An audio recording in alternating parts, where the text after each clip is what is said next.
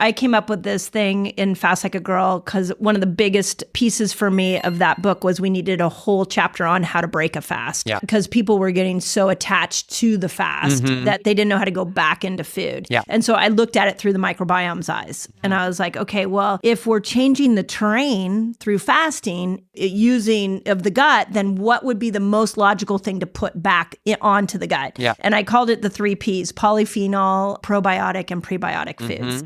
And when you look at what matches all of those, we're back at the fruits and the vegetables and their ability to support these microbes. Yeah. We just don't have enough people eating enough of them. Yeah. So it's really critically important. I love when you said probiotics, you said probiotic foods. Yeah. Because, we think about probiotic capsules and pills, Yeah. but fermented foods are really the best way to get probiotics. Especially, I'm a big fan of wild fermented, which is things like sauerkraut and kimchi and pickles that are fermented without having an inoculant added. So when you take a yogurt, for example, explain any yogurt, I've made yogurts or plant yogurts with Yeah. homemade soy milks and almond milks and oat milks and all sorts of things. And it's really fun. But what you're doing is you're taking a specific bacterial species and inoculating it into a warm medium and letting it sit for 12 hours or 24 hours, and it propagates and thickens up and gets sour and makes the yogurt. Right. And in a sense, you've got a live bacteria in there, which is lovely, and it's alive because it made it thicken up and turned into a yogurt. At least it was alive. If it sits in the store for a long time, there's no telling. Yeah. But you're still just getting a small number of species, right? And that can have health benefits, no doubt about it. And it's great that you're eating it with food because that tends to help it get through your body a little better. And it does help, by the way, make the medium more bioavailable too. Yes. So the bacteria tends to break it down. And you are getting, one cool thing is you're getting some of the postbiotics in that mix. See, probiotics, they breed these bacteria and then they slough off the liquid and distill to get the powder that you consume. But that liquid has the postbiotics. It's they're the compounds that are created by the bacteria in their living. Call it bacteria excrement if you want to get gross about it. But in a sense, those postbiotics may actually have more benefit to the human microbiome than anything. You lose that with the pills. But when you consume an actual fermented food, you're getting those postbiotics, which turn out to be absolutely profound. We don't even understand why entirely yet, but we do see that there's a significant correlation between postbiotics and bringing down inflammation and contributing to overall health in the body and microbial health. Interestingly, they seem to help feed the microbiome in interesting ways. So that's one benefit to like fermented kefirs and yogurts and things like that. But if you get the wild fermented, like the sauerkrauts and the kimchis and the pickles and so forth, those have all kinds of bacteria in them. They may be fermented for 6 months or a year. Also, misos have this. They ferment for quite a while or even just a month, but they get whatever's in the air tends to propagate. And one interesting thing, these all have salt in common, right? That's part of what makes because that's what ferments That's what ferments it. That's what keeps it safe. So if you could just put cabbage out and it would ferment, but it would also get moldy and rotten and gross and disgusting, right? Okay.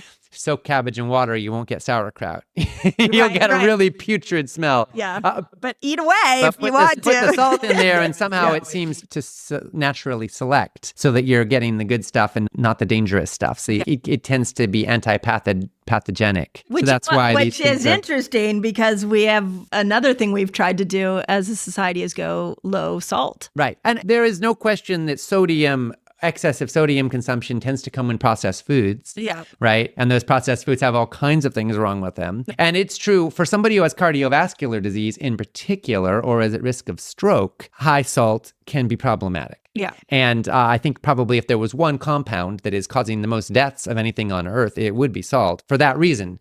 You know what it is? Just a really interesting nuance on that part of the conversation is that it's when insulin's high and sodium's high. Right. That's the deadly combination, yeah. So if we can get everybody's hemoglobin A1C down, we can get they're more metabolically flexible, salt wouldn't become this thing that is causing everybody to have cardiovascular. Yeah, so you get the insulin down and also blood pressure down, right? Which tends to go together as well. Yeah. Because salt will increase your blood pressure. Because if you put salt in water, it makes things expand. Yes. Right? And your body will hold more water if you have more salt, which can increase the blood pressure. Yeah. But if you don't have cardiovascular disease, it's probably not so much of a concern. And then there are people who genuinely don't have enough of it, which is also a thing, right? You want that right balance. And you also want enough potassium. So it's a lot of the sodium-potassium balance consideration. If you're low potassium, then high sodium can be more problematic. If you get a good balance with lots of potassium, then that helps your body regulate regulate. So that ratio is probably what we need to pay more attention to. Whereas potassium, it's in bananas. And I was just going to say, a lot of fruits. what's the food? I mean, bananas, I think. Yeah, we think of bananas, but there's a lot, it's in lots and lots of fruits and vegetables. So potassium's great. And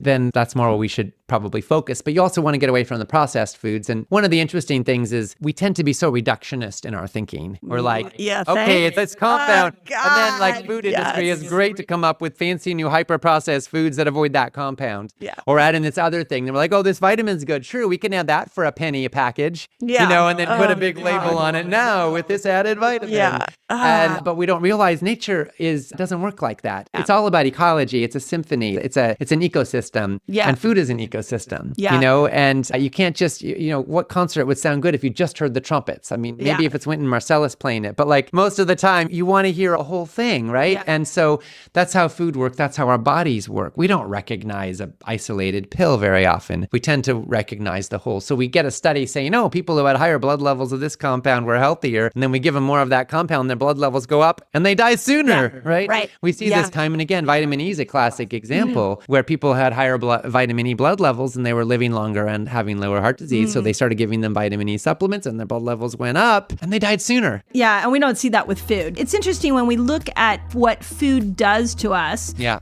The human body is always meant to come back into this homeostasis. Yeah.